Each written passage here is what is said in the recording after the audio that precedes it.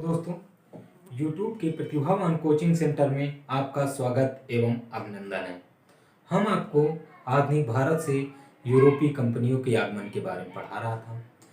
हमने आपको पुर्तगाल और डच के बारे में बता दिया था। आज हम अंग्रेज के बारे में पढ़ेंगे।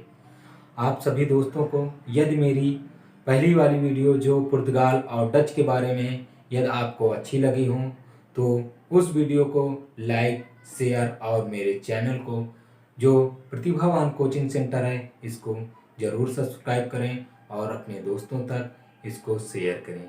हम आज आपको अंग्रेज के बारे में बताएंगे जो यहाँ से कई प्रकार के क्वेश्चन पूछे जाते हैं, कई एग्जाम में पूछे जाते हैं। इसी के बारे में आज हम चर्चा करेंगे। चलिए दोस्तों, हम अंग्रेज के बारे में पढ़ते हैं। अंग्रेजों की कंपनी की स्थापना डचों की कंपनी से पहले हो चुकी थी। डच जो आए थे वो अंग्रेज से पहले आए थे, लेकिन डचों की कंपनी की स्थापना अंग्रेजों की पहले हो चुकी थी। ऐसा क्यों हुआ? क्योंकि साथ साथ जब भारत आए थे उन्होंने मतलब कि डच और अंग्रेज पुर्तगाली को साथ में अटैक किए थे, आक्रमण किए थे। लेकिन उससे पहले अंग्रेजों ने भारत में अपनी फैक्ट्री की स्थापना कर दी थी। फिर इसके बाद कुछ व्यापारियों ने पूर्व देशों के साथ व्यापार करने के आशय से 1599 ईस्वी में एक कंपनी का गठन हुआ। ये आपके जो सन है आपको नोट डाउन करना पड़ेगा, याद भी करना पड़ेगा। 1599 ईस्वी में कौन सी कंपनी का गठन किया? इस कंपनी का नाम है governor and company of the merchant of London trading into the East Indies company. ये कंपनी 1599 में गठन होती है।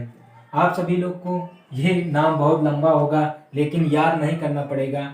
ये नाम आपको शॉर्ट में याद है, ईस्ट इंडीज कंपनी। इसी कंपनी का नाम 1833 में, कब?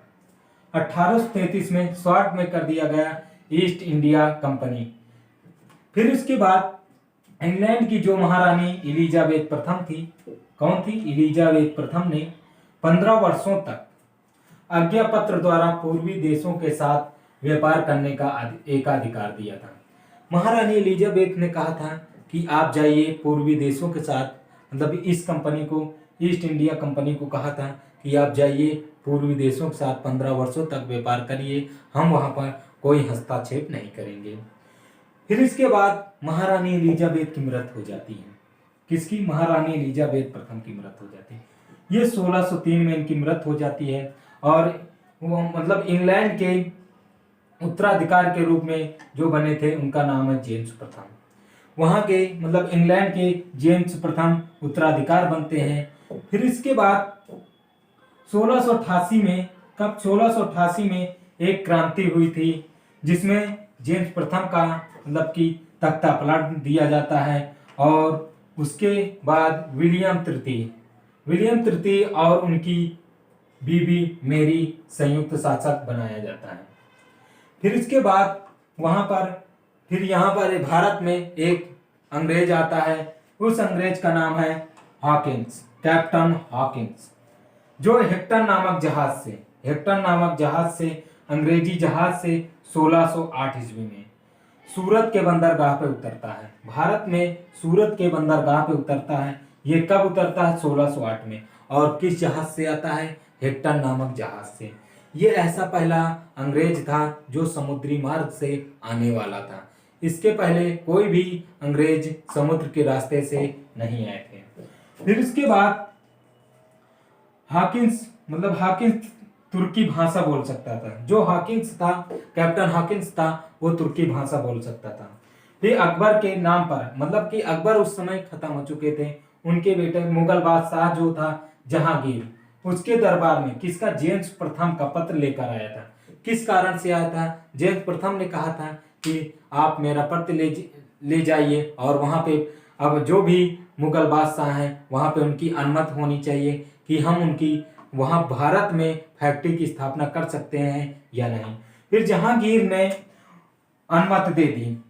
जहांगीर के दरबार में गए और कंपनी की स्थापित करने की अनुमति ले ली। फिर इसके बाद अनुमति ले ली तो 1613 में अंग्रेजों ने सूरत में स्थायी रूप से एक कारखाना स्थापित कर दिया। कब? 1613 में सूरत में। कहां पर? सूरत में स्थायी रूप से कारखाना स्थापित कर दिया। लेकिन इससे पहले जो एक कोठी थी वो 1611 ईस्वी में मसूलीपट्टनम में अंग्रेजों ने व्यापारिक कोठी स्थापित की थी। अगर क्वेश्चन पूछा जाए कि अंग्रेजों ने प्रथम कोठी कहां पर स्थापित की थी, वो है मसूलीपट्टनम। कहां पर? मसूलीपट्टनम। कब की थी? 1611 में। अगर यही क्वेश्चन घुमा दिया जाता है कि अंग्रेजों ने स्थायी रूप से अपना कारखाना कहां स्थापित किया था, वो है सूरत में। और किस सन में स्थापित किया था? वो है 1613 में। फिर इसके बाद एक गोलकुंडा के सुल्तान हैं, उन्होंने 1632 में एक सुनहला फरमान भेजते हैं। फिर इसके बाद 1615 में सर टॉमस रो जहांगीर के दरबार में आया था। 1615 में सर टॉमस रो जहांगीर के दरबार में आया था। इसके बाद 1623 में सूरत, भटौच, अहमदाबाद, आगरा और मसूलीपट्टनम में अपनी फैक्ट्रियां स्थापित की। मतलब कि 1623 में सूरत में, भटौच में, अहमदाबाद में, आगरा में, मसूलीपट्टनम में अंग्रेजों ने अपनी फैक्ट्रियां स्थापित की।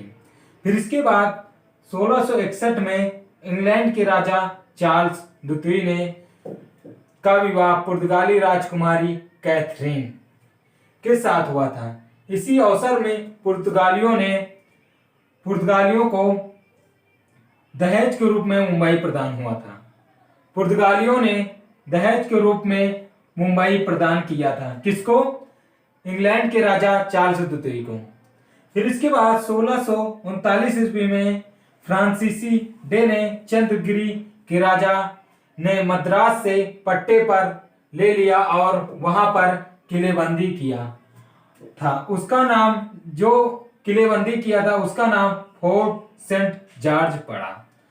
फिर इसके बाद 1668 में चार्ल्स द्वितीय ने मुंबई द्वीप को 10 पाउंड वार्षिक, जो जिसका विवाह हुआ था कैथरीन के साथ, उन्होंने मुंबई द्वीप को 10 पाउंड की वार्षिक पर ईस्ट इंडिया कंपनी को किराए पे दे दिया था 10 पाउंड के वार्षिक दर पर।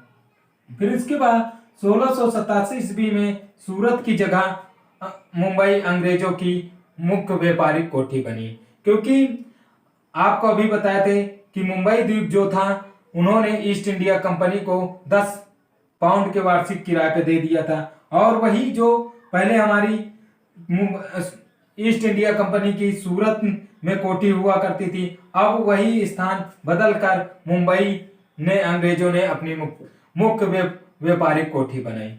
फिर इसके बाद 1639 ईस्वी में सर जॉर्ज ऑक्सडेन के उत्तराधिकार के रूप में जेराल्ड अंगियार सूरत तथा मुंबई का गवर्नर बनाया गया। किसको बनाया गया? जेराल्ड अंगियार को। कहां का? सूरत और मुंबई का गवर्नर बनाया गया। आप सभी लोग इसको स्क्रीनशॉट ले लीजिए, क्योंकि पढ़ने में कभी भी आपको आसानी पड़े। आप सभी लोग स्क्रीनशॉट ले चुके होंगे। आप सभी लोग को यदि हमारी वीडियो अच्छी लगी हो तो मेरे चैनल को सब्सक्राइब जरूर करें और मेरे वीडियो को लाइक और शेयर करें, ताकि हम लोग का मोटिवेशन और बढ़े और आप सभी को अच्छी वीडियो अपलोड करें। इसके बाद हम अभी भी अंग्रेज के बारे में पढ़ेंगे, फिर अंग्रेज के बारे में पढ़कर हम डेन के बारे में पढ़ेंगे, फिर फ्रांसीसी के बारे में पढ़ेंगे।